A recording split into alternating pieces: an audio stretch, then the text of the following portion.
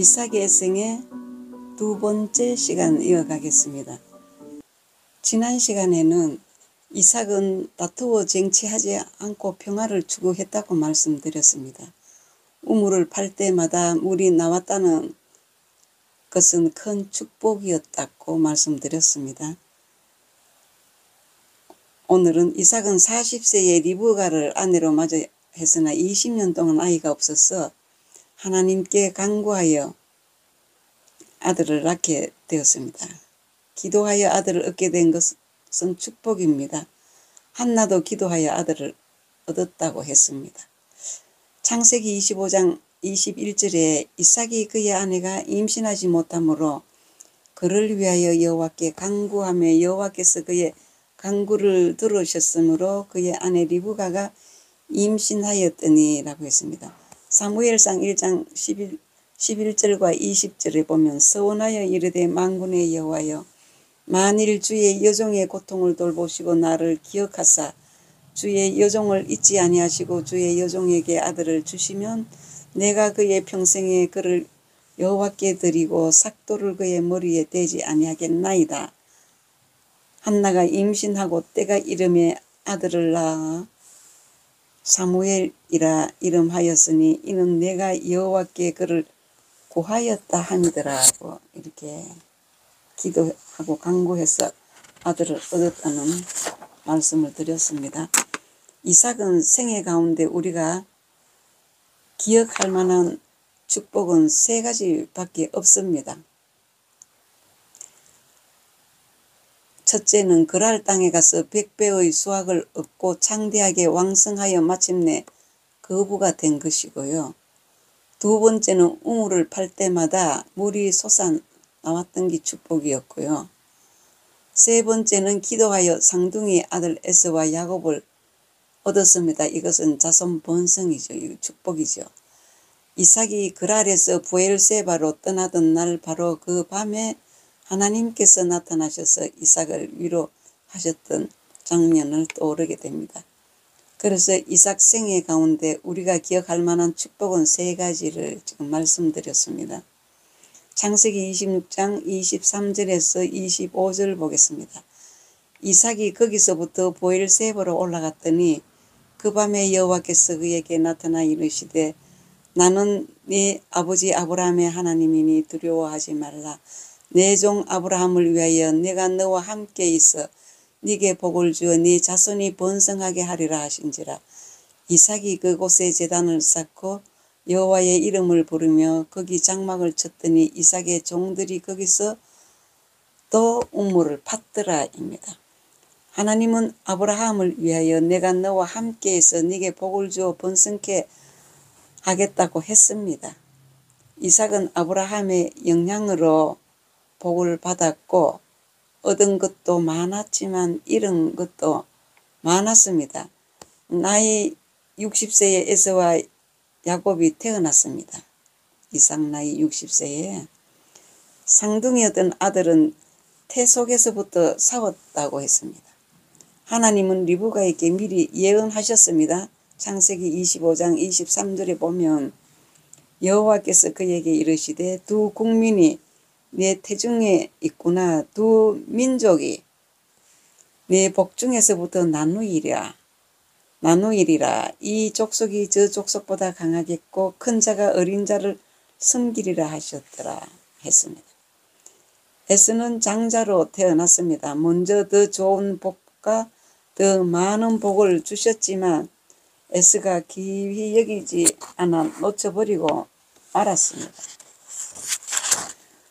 그래서 에스와 야곱은 너무 달랐습니다. 그 차이점을 한번 살펴보도록 하겠습니다. 에스는 첫째 장자였는데 덜 사람이었어요. 두 번째는 산과 들로 뛰어다니며 사냥을 즐겼고요. 세 번째는 세상을 좋아하는 육적인 사람이었고요. 네 번째는 들짐승, 산짐승 잡아다가 아버지 이삭에게 별미를 해다 드려서 아버지를 기쁘게 해드리는 사람이었습니다. 그 다음 다섯 번째 육적인 생각을 하는 사람이었습니다. 여섯 번째 영적으로 보면 마귀의 소속으로 죽은 자입니다. 일곱 번째 장자권을 소홀히 했습니다. 그렇다면 야곱은 보겠습니다. 그 차이점을. 첫 번째는 차자였던 야곱은 장막에 거하는 사람이었습니다. 장막이라고 하면 교회 안에 거하는 사람이었다고 합니다. 두 번째는 장막 교회를 좋아하는 사람이었고요. 세 번째는 영의 사람으로 영의 생각을 하는 사람이었습니다. 야곱은 육신의 생각도 많았습니다. 그럼 네 번째 조용한 사람이었고 어머니의 사랑을 받는 자였습니다. 그 다음 야곱의 어머니는 하나님으로부터 들을 말씀이 있었기 때문에 야곱에게 이삭의 축복 기도를 받도록 하였습니다. 결론이죠. 예. 이 일이 잘못되어 발생하는 모든 저주는 내게로 돌리라고 했습니다. 엄마가. 그래서 창세기 27장 11절에서 14절 보겠습니다. 야곱이 그 어머니 리브가에게 이르되 내 형 에서는 털이 많은 사람이요 나는 매끈매끈한 사람인즉 아버지께서 나를 만지실 텐데 내가 아버지의 눈에 속이는 자로 보일지라 복은 고사하고 저주를 받을까 하나이다. 어머니가 그에게 이르되 내 아들아 너의 저주는 내게로 돌리리니 내 말만 따르고 가서 가져오라. 그가 가서 끌어다가 어머니에게 가져왔더니 그의 어머니가 그의 아버지가 즐기는 별미를 만들었더라고 기록하고 있어요. 야곱이 제대로 된 사람이면 어머니에게 저주를 돌리라고 할 때 안 된다고 그랬어야 합니다. 그런데 야곱은 아무 말도 안 하고 어머니가 시킨 대로 했습니다. 그럼 이삭의 문제점이 무엇입니까? 이삭은 산과 들에서 밖에서 말이에요. 에서가 사냥해온 짐승의 고기를 좋아했습니다. 그래서 에서를 더욱 좋아하고 사랑했습니다. 그러나 하나님은 인간적인 직접 기른 것이 아닌 짐승을 제물로 드리는 것을 기뻐하지 않으십니다. 이 대목이 오늘의 초점입니다. 예. 물론 레위기에서 가난한 자들이 번제로 드릴 예물이 없었을 때에는 날아다니는 산비둘기나 집비둘기를 예물로 삼도록 하신 적은 있습니다. 레위기 1장 14절에 보면은요. 그런데 하나님께서 드릴 짐승으로는 소와 양, 염소, 산비둘기, 집비둘기 이런 것들을 드렸고 곡식으로는 첫 열매를 드렸습니다. 이런 것들은 대부분 인간이 직접 기른 것으로 인간의 공력이 들어간 예물들입니다. 이 대목을 잘 기억하셔야 됩니다. 예. 그러나 에스가 산과 들에서 잡아온 짐승들은 인간이 직접 손으로 기르지 않은 짐승들로 밖에서 말하자면 세상에서 가져온 것입니다. 그것으로 별미를 만들어 축복 기도 받기 위해 아버지 이삭에게 드리는 것이 곧 하나님께 드리는 것인데 세상에서 들여온 짐승이므로 하나님이 싫어하십니다. 믿으십니까? 세상 것을 좋아하면 안 됩니다. 오늘의 포인트 말씀입니다.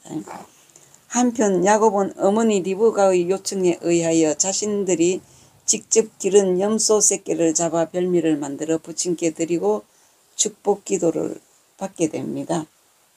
그 예물은 하나님이 연락하실 만한 예물이었단 말입니다. 창세기 27장 8절과 10절 22절과 23절을 보겠습니다. 그런즉 내 아들아 내 말을 따라 내가 네게 명하는 대로 염소떼에 가서 거기서 좋은 염소 새끼 2마리를 내게로 가져오면 내가 그것으로 네 아버지를 위하여 그가 즐기시는 별미를 만들리니 네가 그것을 네 아버지께 가져다 드려서 그가 죽기 전에 내게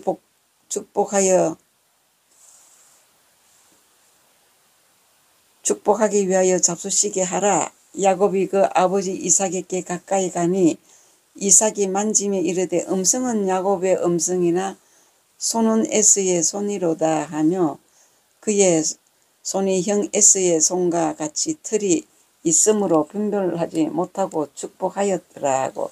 아무튼 이렇게 기록되어 있습니다. 이삭이 눈이 어두워서 보지 못했지만 장남 에서와 차남 야곱을 분별치 못하고 결국 야곱이 바친 염소 새끼 별미를 먹고 야곱에게 축복한 것은 모두가 하나님의 섭리였습니다. 에서와 야곱이 태중에 있을 때부터 하나님께서 리브가에게 큰 자는 어린 자를 섬기리라고 말씀하신 대로 된 것입니다. 그 말씀이 지금 창세기 25장 23절에 기록되어 있습니다. 하나님은 에서도 야곱도 모두 선택하시고 기회를 다 주었지만 에서는 자신에게 먼저 온 기회를 소홀히 하다가 놓친 것이고 야곱은 자신에게 온 기회를 놓치지 않고 소중히 여겨 꼭 붙든 것입니다. 야곱이 이렇게 된 것은 어머니 리브가의 도움이 컸으나 이것도 하나님의 섭리의 역사였습니다. 에서가 축복을 놓친 데는 그의 바깥 세상적 성향도 문제들이었지만 그의 부친 이삭의 실수도 크게 한몫했던 것입니다. 이삭도 밖에서 잡아온 짐승의 별미를 좋아했고 남성다운 에서를 좋아했습니다. 그래서 에서에게 너무 성급하게 말한 것입니다. 창세기 27장 1절에서 5절입니다. 이삭이 나이가 많아 눈이 어두워 잘 보지 못하더니 맏아들 에서를 불러 이르되 내 아들아 하매 그가 이르되 내가 여기 있나이다 하니 이삭이 이르되 내가 이제 늙어 어느 날 죽을 건지 알지 못하니 그런즉 내 기기고 곧 화살통과 활을 가지고 들에 가서 나를 위하여 사냥하여 내가 즐기는 별미를 만들어 내게로 가져와서 먹게 하여 내가 죽기 전에 내 마음껏 네게 축복하게 하라. 이삭이 그의 아들 에서에게 말할 때에 리브가가 들었더니 에서가 사냥하려 오려고 들러 나가며 그 찬스가 묘하게 그렇게 됐다고 봐야죠. 리브가가 없을 때 했으면은 아무런 일이 없었을 텐데 그러나 모든 것이 하나님의 섭리라고 말씀드렸습니다. 섭리의 역사였습니다. 여기에서는 이삭의 세 가지 실수가 있습니다. 오늘은 여기까지 말씀드리고 다음 시간에 이어서 세 번째 시간 이어가겠습니다.